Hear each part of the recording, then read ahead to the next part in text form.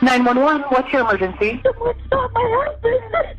He's bleeding out his nose and mouth, and it's all over the bed. Do you see a gun anywhere around him? No, I don't see anything.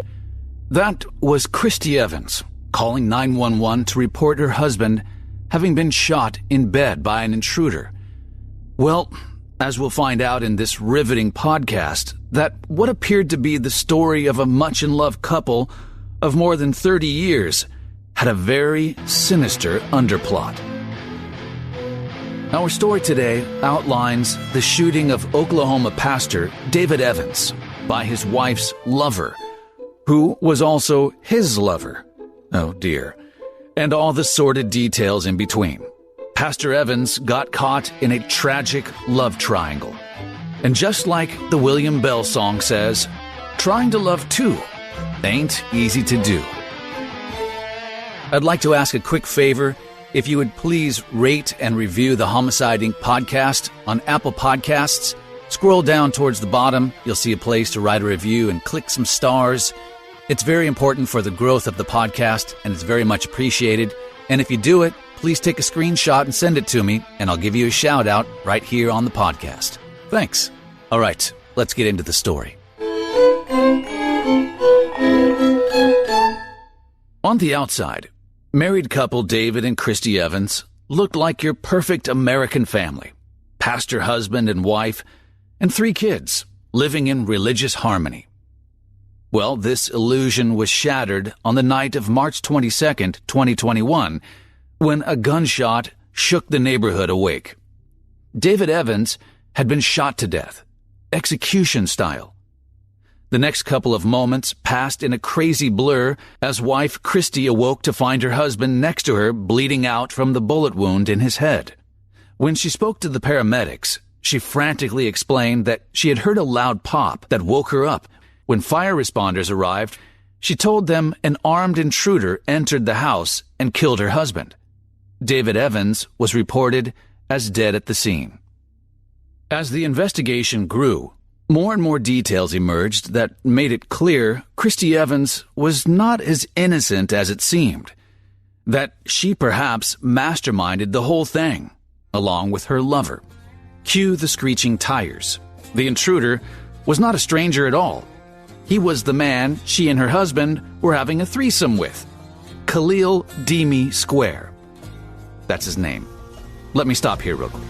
You're probably wondering, wait, wasn't this guy a pastor? A threesome? That's my kind of church. Okay, what you're going to hear next is going to have you wondering what your local pastor is up to behind closed doors. Chicka-chicka-bow-bow. It became clear to investigators that Kristie's and David's marriage wasn't as picture-perfect as it looked. Kristie's daughter said that her mother had told her that she had begged Khalil Square to kill David, and that Khalil shot and killed David with David's gun. Kristie said that David had treated her terribly for years. He was emotionally abusive. Kristie gave David's gun and a box of ammo to Khalil, and they hatched a plan.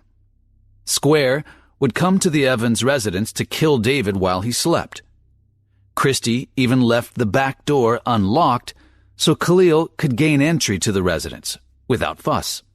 On March 22nd at 1 a.m., he arrived at the residence, but got cold feet. Kristie went downstairs and found him in the living room, crouching behind a chair. He explained to Kristie that he was scared he was going to make too much noise and get caught. She urged him to proceed as they had planned. She waited in the living room while he went upstairs to kill Pastor Dave. When the deed was done, he snuck out the back door, and they both were relieved that it was over, and they had gotten away with it. But they were wrong, because even if Kristie hadn't confessed, they would have soon made the connection. Neighbors had reported that they saw the same white Mustang that was there on the night of March 22nd at the Evans house had been there all week while David was away doing good stuff in Mexico. I really feel like this is where we need to drop the 70s porn music. Oh, yeah. So, why did Kristie do it? What drove her to the point of desperation that she needed to have her husband killed. David and Kristie had been together since 1992. David wasn't always a pastor. In fact, he was pretty non-religious at the time, but began working at a Bible bookstore, where he began to read the Bible. It was only a couple of years later that he became pastor of Harmony Free Will Baptist Church. In her interviews, Kristie had said that outside their home, David was a charismatic man, and everyone loved him, except his wife and kids.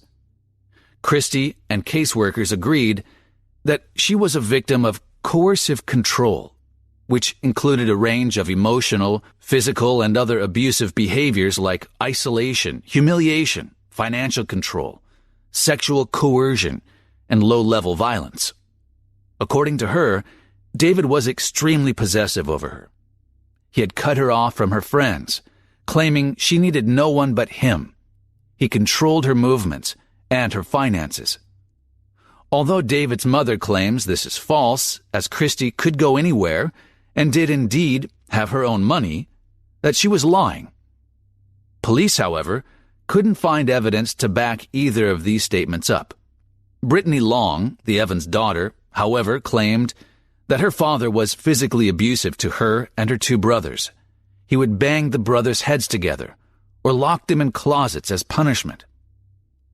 On April 2nd, 2010, Kristie said that her boys were removed from the house and went to stay with their grandparents, as David had been physically abusive. She said that she had reported it to the police, but they didn't have any records of the incident. Odd. Kristie also said that at times he would press a pillow into her face, trying to suffocate her. But she never reported that because it never left a mark. Over the years, things had gotten progressively worse between Kristie and David, especially in the bedroom. In Facebook messages, investigators learned that David had become dissatisfied with his wife. He complained that their sex life had become a real bore. On Facebook? Dude, you're a pastor, for Christ's sake. No pun intended. He started off suggesting that they try new things to make it more fun in the bedroom. He suggested she perform sexual acts on other men for him. Kristie wasn't that keen. After that, he asked her if she would bring her coworker to their home. He wanted a threesome. She refused time and time again, but Reverend Dave was tenacious. Sometimes he would take her to clothing-optional parks, something which he clearly enjoyed. This slowly moved up to sex clubs, but she still wasn't keen on the menage a trois scene. By the next month, text messages between them had changed their tone. They became more demanding, more aggressive. In one, he had asked if during a threesome, the other man could call her names. Cast your imagination, and I'm sure you'll come up with a few of your own. Eventually, his begging wore down. She reluctantly agreed to participate in these sexcapades, a term David had liked to use. I've never heard that before. David had begun to put out ads on Craigslist, soliciting sex, but was disgruntled when the personal ad section was taken down due to the Stop Enabling Sex Traffickers Act. Damn it, foiled again. If Kristie had just gone along with it. David had become frustrated that they hadn't been able to connect with other swinger couples. He blamed it on Kristie. During one massive argument about threesomes in April 2020, David had exploded and called her a frigid bitch. I know one thing for sure, calling your wife a frigid bitch is not going to have her leaping into bed with you anytime soon, from what I hear. Life was a living hell for Kristie, and it was about to get even worse. Now, David had stepped up his game and tried a new tactic for manipulation. If she didn't participate in a threesome with him, he would kill himself. Reverend D is clearly desperate for some action. At first, she didn't believe him. But one night, while on the phone to her daughter, Brittany, she walked into the room to find him pointing a gun at his chin, threatening to kill himself. She knew what he wanted, She had no choice but to tell her daughter that everything was fine between the couple, even though this could not be further from the truth. In text messages between the two, it revealed that after David had made that threat, her resolve softened. In her message to him, she had said, "I will be supportive and quiet, soft and gracious, the idealized, submissive wife." His reply came shortly after. "Give me something sexual," he demanded, "something now, that you provide, not that I make happen or beg or force. You give me something." It wasn't long before David and Kristie met up with dreamy Khalil Dimi Square, and the love triangle began to take shape. See what I did there? The Dimi Square love triangle began to take shape. Square, who was 26 at the time, agreed to meet at a Super 8 motel for their first menage. David finally got what he wanted. Reverend, practice what you preach, my man. What's baby Jesus gonna think when he finds out you've been doing the boom-boom with your wife and another dude? Well, it was what it was, and the three seemed to be getting a big old enjoy out of the group sex, especially the missus. You see, what Reverend didn't know was that after their encounter, Kristie had subtly dropped her cell phone number on the ground for Khalil to find. Call me, big boy. The two started meeting for good times without David. During this time, David was none the wiser to his wife's dalliances with Dreamy Demi. Things had been going so well with Khalil that when David was away in Mexico doing volunteer work, Khalil Square volunteered his services and stayed with Kristie at the Evans house. This is when she acknowledged to Square her fear of her husband. She told him about the abuse, that at times he called her fat, slut, ugly, that she wanted to have more freedom, away from David. According to police, all Khalil had responded with was, "Damn." A man of many words. It was there that they concocted the plan to kill David when he got back from Mexico. Meanwhile, on the outside, nothing seemed amiss. No one suspected anything untoward had been happening at home, not David's congregation or friends. Only the immediate family knew the horrors that lurked behind the Christian facade. On social media, they would often post or comment about each other lovingly. 7 days before he was shot by Square, David had posted on Facebook about his love for Kristie. The post had read, "I don't own her, can't control her, she is my equal partner," adding, "And I know how amazing she really is. I don't know much, but I know I should keep pursuing her just like when we first met." Pretty ironic, considering the circumstances. He was controlling and manipulating her. Again, on March 15th, he posted another message and photo on his timeline to celebrate the 30th anniversary of his wedding proposal. He even promised that they renew their vows again in front of a local pastor. In the comments section, Kristie had replied to him, ecstatically thanking him for choosing her out of all the girls and that she would happily do it all again with him. Poor guy had no idea what he was in store for a couple of days later.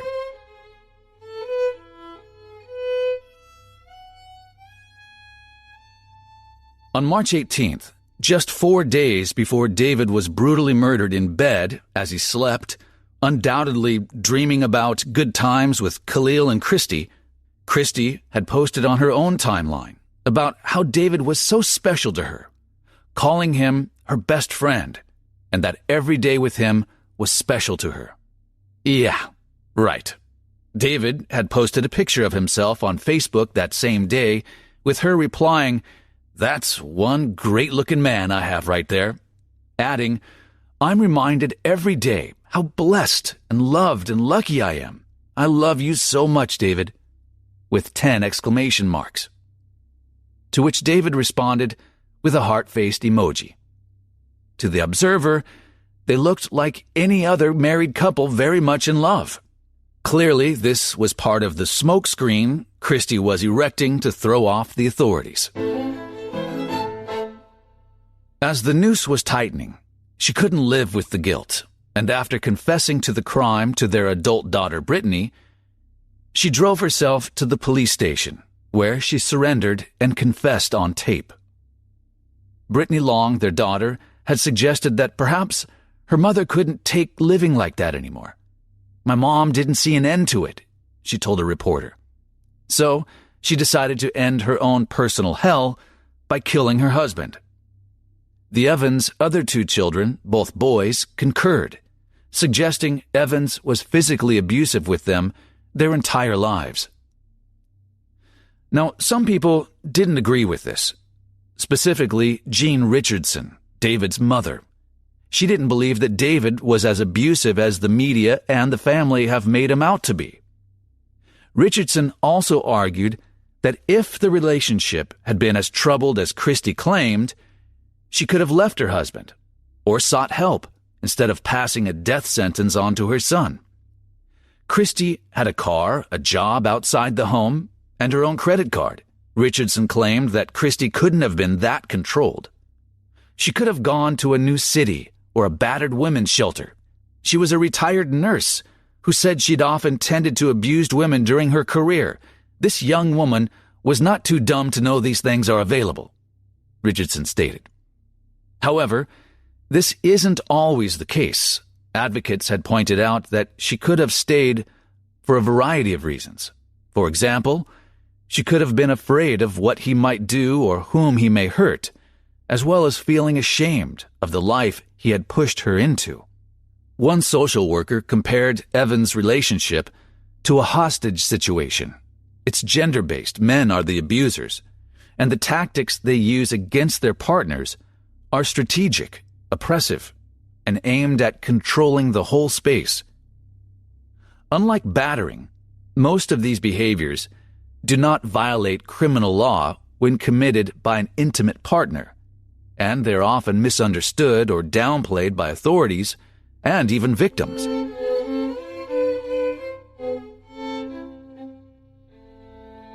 Both Khalil Square and Kristie Evans are facing first-degree murder charges, which carries the potential death penalty.